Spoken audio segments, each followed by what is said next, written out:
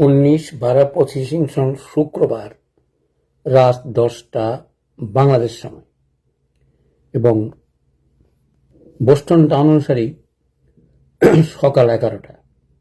আজকে আমরা আলোচনা রেখেছি ক্যান্সার মায়াজমের একটি টেস্টিং, অর্থাৎ ক্যান্সার রোগীর একটি টেস্টিং। কেন এই কথাটা বললাম? কারণ আমরা এর আগে আলোচনা করেছি শরিক মায়াজমের উপরে অথবা তরুণ রোগের উপরে। আজকে আলোচনাটা করব ক্রনিক ডিজিজের সঙ্গে অ্যাকুয়েট ডিজিজ কিভাবে ক্রনিক হয়ে আমরা চিকিৎসা করব সেটা নিয়ে আলোচনা। সেজন্যই আলোচনা রেখেছি আজকে একটি ক্যান্সার রোগী।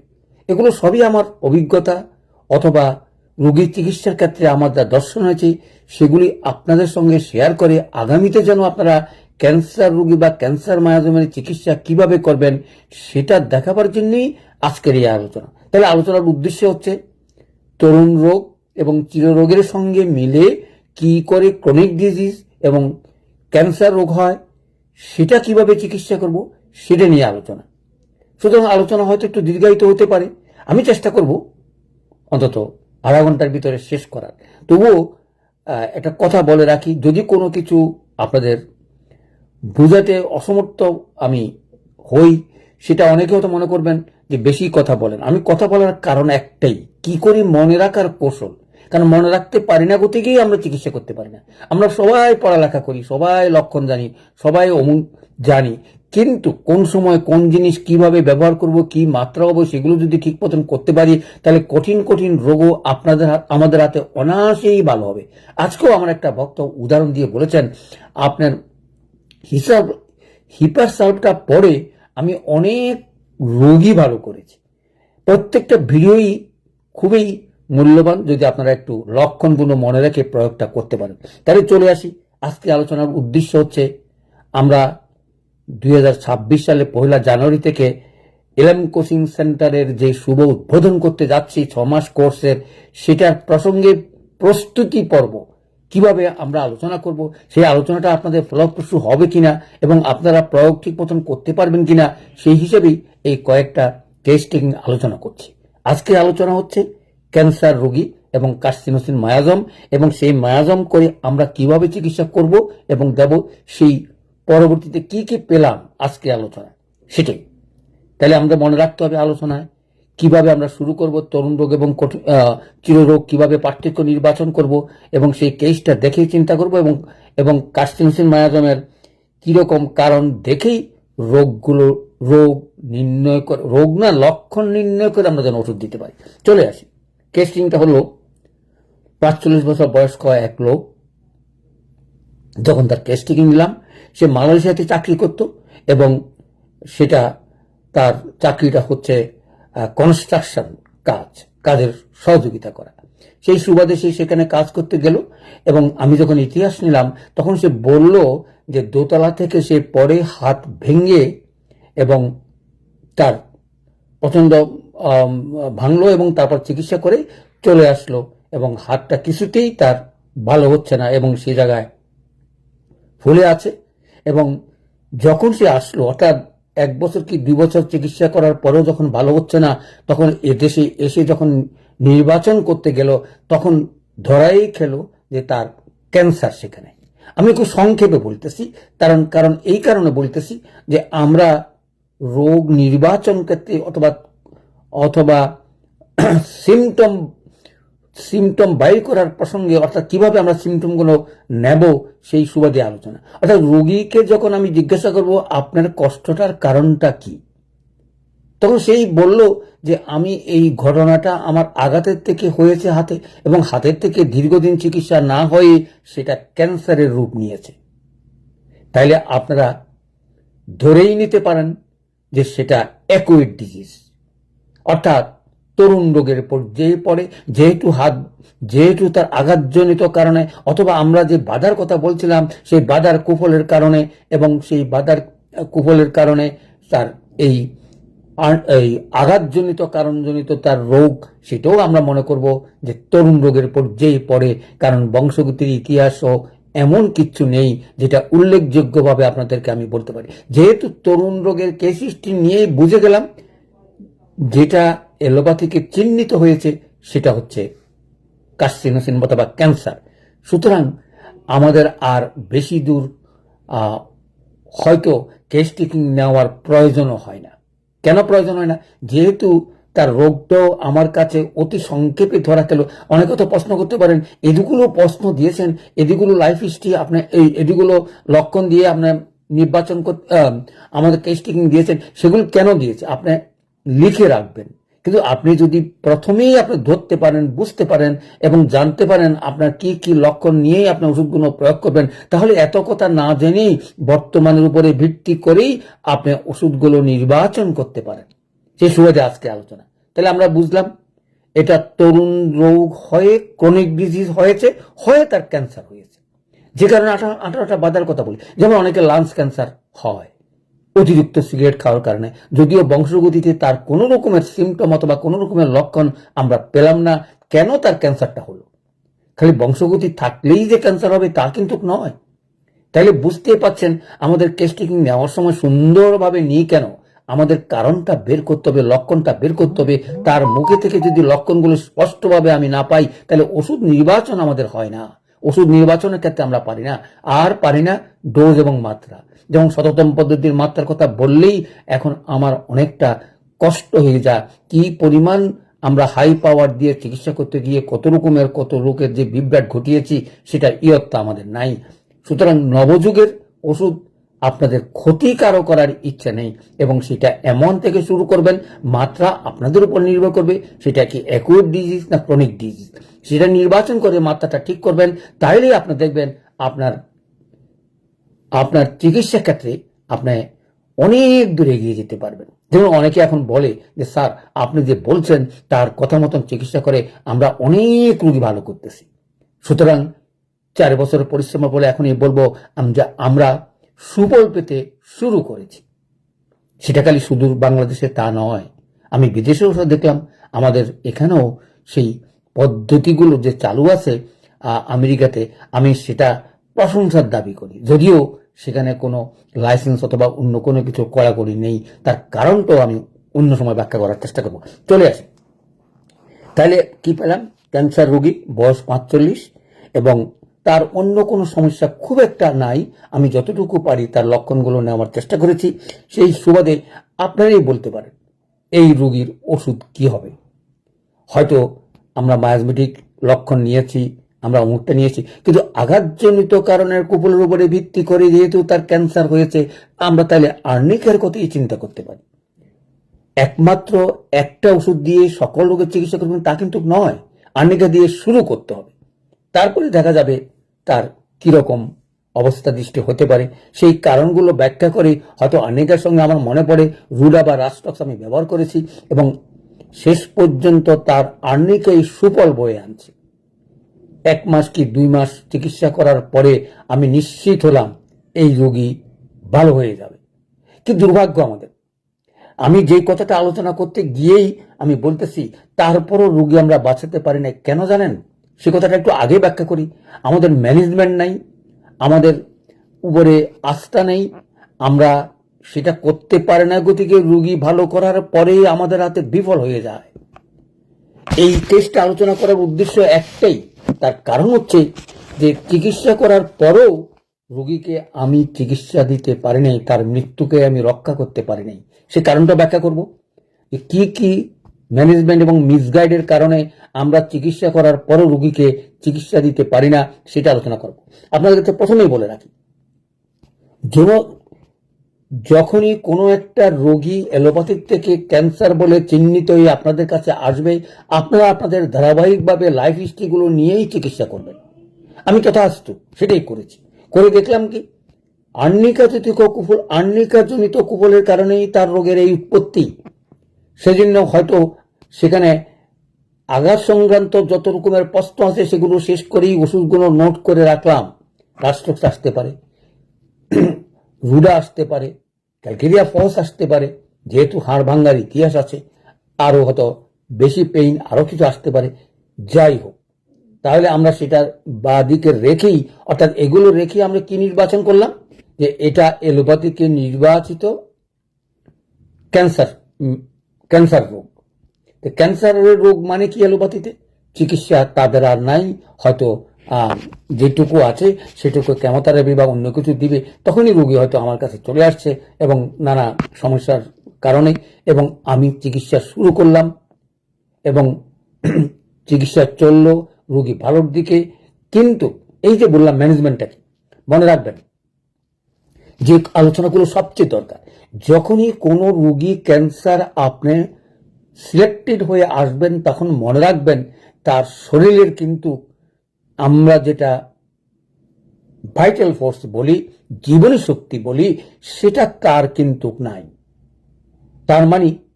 তার মানে হচ্ছে যে এই যে আঘাতজনিত কারণে তার যে ক্যান্সার হলো, তার মানে কি? তার মানে সেই তার বডিতে শক্তি নাই এই আঘাতজনিত কুফলকে প্রতিরোধ করে সে সুস্থ হইতে পারে, সেই কারণেই ক্যান্সারটা হয়েছে। তাহলে রোগী সিরিয়াস। আমরা অনেক সময় অ্যালোপ্যাথিকেরা আইসিইউতে নিয়ে যায় বা এই কারণে বলছি, ক্যান্সার রোগী যখনই দেখবেন তার সিস্টেম, তার প্রশাসন অথবা তার সব জিনিসের সিরিয়াসলি যেন নেওয়া হয় এবং তাকে যেন কোনো রকমের খাওয়া দাওয়া এবং সিস্টেমেটিক্যালি টাইমলি দেওয়া হয়, অর্থাৎ সব কিছুতেই আপনার সচেতনতা থাকতে হবে। যে কোনো মুহূর্তেই সে অঘটন করতে পারে, এই কেসটা সেই উদাহরণ। সেজন্যই আলোচনা রেখেছি। কেন রেখেছি? কারণ আমি রুগীটাকে রক্ষা করতে পারি নাই। কারণ তো আমি ধীরে ধীরে ব্যাখ্যা করব। আমরা কি করলাম? ক্যান্সার রোগী এবং ওষুধ ঠিক করলাম, নির্বাচন করলাম, ওষুধের ডেভেলপমেন্ট পেলাম এবং আমি নিশ্চিন্ত হয়ে গেলাম যে একটা রোগী অন্তত ক্যান্সার রোগী আমি ভালো করতে চলছি। তাহলে কিসের বাধা? কি ঘটনা ঘটলো যে রোগীকে আমি রক্ষা করতে পারলাম না এবং সেই রোগী হয়তো চলে গেল? তাইলে আমি ক্যান্সার ভালো করেছি তো বলতে পারলাম না। সেই উদ্দেশ্যে আপনাদেরকে বলছি। কি বলছি? যখনই কোনো ক্যান্সার রোগী আইডেন্টিফাই করে আসবে, অর্থাৎ এলোপ্যাথি থেকে নির্বাচন হয়ে আসবে, তখনই বুঝে নেবেন তার জীবনী শক্তি জিরো। যদি আপনারা বুঝে থাকেন জীবনী শক্তি কি জিনিস, না বুঝলে আমার আর কিছু করার নেই। কারণ অর্গননে আমাদেরকে বারবার বলে থাকে এই জীবনী শক্তি যখন মানুষের কারো থাকে না, তখন সে রোগী হিসাবে আপনি একেবারে আইসিইউ বা আমরা যেটা বলি একবার তীক্ষ্ণ দৃষ্টিতে তাকে রাখা উচিত। বলে স্যার আপনার কি ঘটনা ঘটলো আপনি রাখতে পারলেন না কেন? সে তো বাড়িতে থাকে, এখন থাকে, রোগী ভালো, হাঁটা চলাচলা সব কাজই করে, স্বাভাবিক। কারণ আপনারা তো সেভাবে চিহ্নিত করে দেন নাই বা বলেন নাই যে না রোগীকে সবসময় অ্যালার্ট করে রাখা হবে যেন কোনো রকমের অনিয়ম এবং কোনো রকমের অনিয়ম অথবা অপথ্য অথবা কোনো জিনিস যেন করা না হয়। কতদিন? অন্তত 6 মাস থেকে 1 বছর। অর্থাৎ আপনি ওষুধ ভালো করার সঙ্গে সঙ্গে তাকে যদি নার্সিং করে শুদ্ধভাবে তার জীবনী শক্তিটা ফিরিয়ে আনতে না পারেন, তাহলে আপনার ক্যান্সার রোগী শেষ মুহূর্তেও আপনি রক্ষা করতে পারবেন না। আমার জীবনে এরকম ঘটনা ঘটেছে, সেই কারণে আপনাদেরকে তুলে ধরছি এই সুন্দর কেস টেকিং রোগীটা মারা গেছেন এবং কারণটাও ব্যাখ্যা করি। যখনই আমি দেখলাম এবং রোগীকে বললাম যে আমি নিশ্চিত হলাম যে আপনার আর অন্তত ক্যান্সারে আপনি মারা যাবেন না, বাস তাইলে বুঝেন রোগী তো এখন মনে করে আমি খুব ভালো হয়ে গেছি, আমার আর কোনো রকমের কষ্ট নেই। ডাক্তার সাহেব বলেছে, আমি আমার লক্ষণগুলো দেখে অমুকগুলো দেখে হয়তো আরো বলেছি 2-3 মাস হয়তো চিকিৎসা করতে হবে, আপনাকে ধারাবাহিকভাবে চিকিৎসাগুলো নিতে হবে এবং ওষুধগুলো নিয়মিত খাবেন, কোনো রকমের অনিয়ম করবেন না। এই যে অনিয়মের কথা বললাম, কি করলেন উনি যখনই দেখলেন তখনই উনি, আমাদের হিন্দু ধর্মের সিস্টেম আছে যে বাপের জন্য কিছু করা, অর্থাৎ 1 দিন না 2 দিন উপবাস থেকে উনি তার শ্রাদ্ধ অথবা আমাদের কি বলা হয় সেগুলো নিয়ে উনি 2 দিন উনি উপবাস ছিলেন। উপবাসের পরে যখন আবার সে একই পর্যায়ে চলে গেল, অর্থাৎ রোগ এখন তীব্র আকারে ধারণ করলো, তখন আমার কাছে আসলো। আমি দেখি তো অবাক, আমি যে 3 মাস চিকিৎসা করি যে জায়গায় আসলাম, সেই এই অনিয়মের কারণে, অপথ্যের কারণে, নিয়ম শৃঙ্খলার কারণে অথবা ম্যানেজমেন্টের কারণে আমরা ব্যর্থ হইলাম। সেই দুঃখের কথা আর বলার নয়। সেই অবস্থা দেখে আমি খুব হতাশ হয়ে গেলাম। কি দিয়ে তাকে এখন আমি এই তীব্র যন্ত্রণা, তীব্র রোগ থেকে রক্ষা করতে পারি? সেটাই অঘটন ঘটলো। 7 দিনও টিকলো না।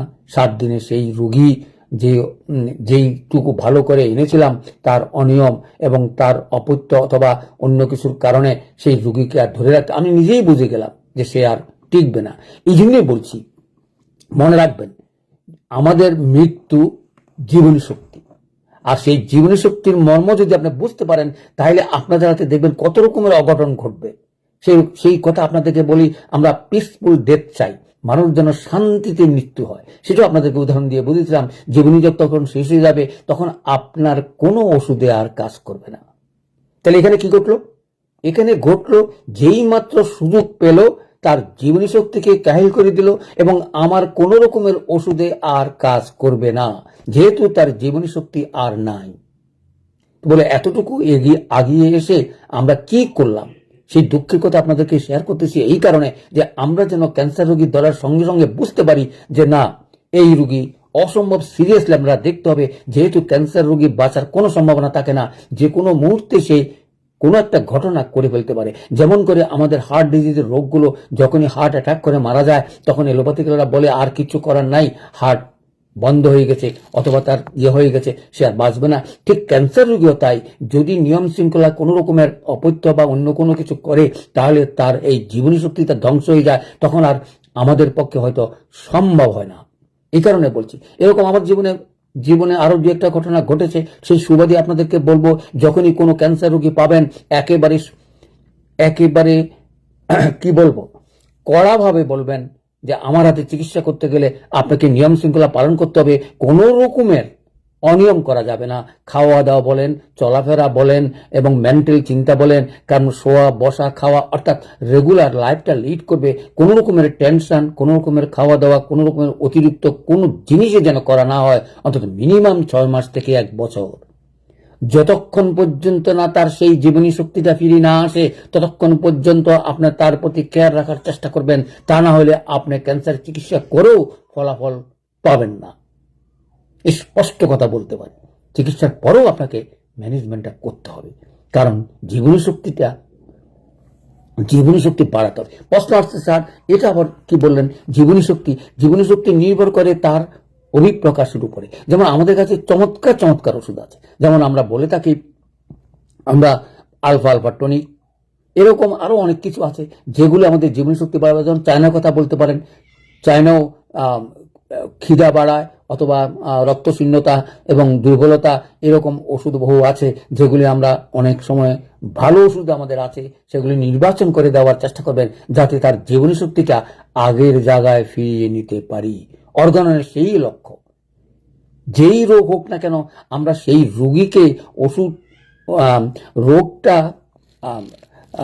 রোগীকে সেই রোগটা প্রতিরোধ করে আগের জায়গায় ফিরিয়ে আনার নামই হচ্ছে হোমিওপ্যাথিকের দর্শন। আমি কেন এগুলো আলোচনা করার অর্থ হচ্ছে, আমরা যে ব্যর্থ হই, আমাদেরকে যে মানুষ বিশ্বাস করে না অথবা বিশ্বাস করার কোনো কারণ থাকে না, এই কারণগুলো যদি আমরা সংশোধন করে যেতে পারি তাহলে আপনাদের হাতে বা আমাদের হাতেও, আমার হাতেও অনেক রোগী, আরো ক্রিটিক্যাল রোগীও ভালো হতে। যাই হোক, চলে আসি তাহলে কি শিখলাম। চলে আসি এই যে তরুণ রোগ থেকে ক্রনিক ডিজিজ ক্যান্সার, এবং ক্যান্সার আমরা কিভাবে চিকিৎসা করি। এর আগে আমি ক্যান্সার কার্সিনোসিন মায়াজম আলোচনা করেছিলাম, যে মায়াজম 3টা মায়াজমের থেকে সিরিয়াস, রোগী ভালো কিন্তু তার ক্যান্সার রোগী হয়, সেই কারণগুলো ব্যাখ্যা করেছিলাম। যে সেখানে দেখবেন ক্যান্সার রোগ হওয়ার কারণগুলো ব্যাখ্যা করেছিলাম। অর্থাৎ যারা খুব সাবমিসিভ, যারা খুব ভালো থাকে এবং হঠাৎ করে দেখা গেল 50-60 বছরেই তার ক্যান্সারটা আরম্ভ হয়ে গেল, অর্থাৎ সাবমিসিভের কুফল হয়ে যে রোগ সৃষ্টি হয় সেটাই ক্যান্সার। সেটা শিশুকাল থেকেও হতে পারে, মধ্য বয়সেও হতে পারে, পরবর্তী চাকরি জীবনেও হতে পারে।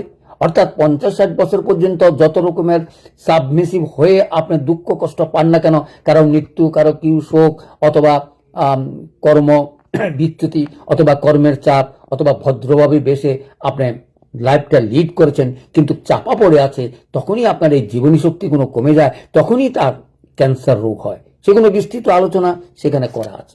তাইলে আমাদের উদ্দেশ্য হচ্ছে যে এই যে ক্যান্সার মায়াজম আলোচনা করলাম, ক্যান্সার রোগী যদি পাই আমরা যেন সুষ্ঠুভাবে চিকিৎসা করতে পারি। চিন্তা করতে হবে ক্যান্সার মায়াজমের হওয়ার অর্থ হচ্ছে তার জীবনী শক্তি শেষ পর্যায়ে, অর্থাৎ তার জীবনশক্তি নাই গতিকেই সে লাইফ লিড করতে পারছে না এবং তার প্রতিরোধ করে সে বাঁচার ক্ষমতা পাচ্ছে না। অনেকে হয়তো বলতে পারেন যে স্যার তার কম বয়সে ক্যান্সার হয় কেন? তাহলে ক্যান্সার হওয়ার অনেকগুলো কারণ ব্যাখ্যা করা আছে।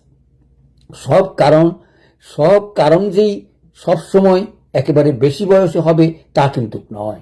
কারণ সেখানে আমি ক্যান্সার মাধ্যমে আলোচনা করতে অনেক সুন্দর সুন্দর কথা বলা হয়েছে। কারণ আমরা জানি বংশগতি হলে কিভাবে হবে, বাধা পালে কিভাবে হবে, কুহর হইলে কিভাবে হবে, সেগুলো বিস্তৃত আলোচনা করে আমরা ক্যান্সার রোগীর চিকিৎসা শুরু করব।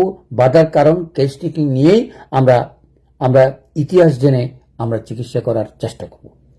আমার এই যে 2024 সালের এলএম কোচিং সেন্টারের উদ্দেশ্যে কয়েকটা কথা না বলে পাচ্ছি না। আপনারা এই যে দেখলেন, এরকম করে আমার জীবনে যে সকল ঘটনা ঘটেছে, আগামী 6 মাসে প্রতি সপ্তাহে একটা করে অন্তত 24টা কেস টেকিং আলোচনা করব এবং সেই আলোচনাগুলো অ্যানালাইসিস করে আপনারাও যেন ভবিষ্যতে করতে পারেন। আর যারা ভর্তি হবেন এবং ভর্তি হয়ে আমার সঙ্গে যুক্ত হবেন তাদের উদ্দেশ্যে বলছি, অন্তত 5টা কেস আপনারা সরাসরি আমার সঙ্গে নিয়ে কি করে কেস টেকিং নিতে হয় বিস্তৃত আলোচনা করেই বিস্তৃত দিয়ে আপনাদেরকে হাতে কলমে শিখেবার চেষ্টা করব। তা না হলে অনেক সময় অনেকেই ভুল করে থাকে এবং সেই ভুলের থেকে কিভাবে আমরা শুদ্ধ হয়ে চিকিৎসা করতে পারি। আজকেও আমাকে এক রোগী বলতেছে যে আমরা থুজা 200 পরেই 1M আরো কি পাওয়ার প্রয়োগ করেছে। আপনি চিন্তা করেন, একটা পাইলস রোগীরে আপনার ধরি মাত্রই এ সকল ওষুধ দিয়ে আপনার কি ধরনের চিকিৎসা করবেন সেটা আমার জানা নাই। সুতরাং আমরা যারা এলএম পদ্ধতি করি এবং হাতে কলমে কেস টেকিং নিয়েই সিম্পল ওষুধ দিয়ে শুরু করব এবং আমাদের উদ্দেশ্য এবং লক্ষ্য একটাই, আগামীতে যেন আমরা সকল রকমের রোগ যেন আমরা চিকিৎসা করতে পারি, জটিল রোগের চিকিৎসা সহজেই ঘরে বসে যেন করতে পারি, সেই চেষ্টা করার উদ্দেশ্যে আমার এই সার্থকতা, এই ট্রেনিং। অর্থাৎ আগামী 6 মাসে আমরা যেন এই 6 মাস ট্রেনিং নিয়ে এলএম সিস্টেমে প্রয়োগ করে জটিল থেকে জটিলতর কেসগুলো, যেগুলো অসাধ্য অর্থাৎ অপারেশনযোগ্য এবং অনেক সময় এলোপ্যাথিকের চিকিৎসা হয় না, সে সকল রোগীকে চিকিৎসা করার জন্য আমি আশা করব এই 6 মাস পরে আপনারা যেন কোনো রকমের রোগের বাধা না পান। অর্থাৎ আমাদের লক্ষণ মাফিক চিকিৎসা দিয়ে আমরা যেন সেবা দিতে পারি, সেই উদ্দেশ্যে আলোচনা এবং সেই উদ্দেশ্যেই আজকের ভিডিওটিও আপনারা শেয়ার করে প্রচার করার চেষ্টা করবেন। এলএম কোচিং সেন্টারে যেন ভর্তি আগামী 6 মাসে যেন আমরা এলএম পদ্ধতি এবং ক্রনিক ডিজিজ যেন চিকিৎসা করতে পারি, এই আশাকে আজকের আলোচনা শেষ করছি। সকলকে ধন্যবাদ।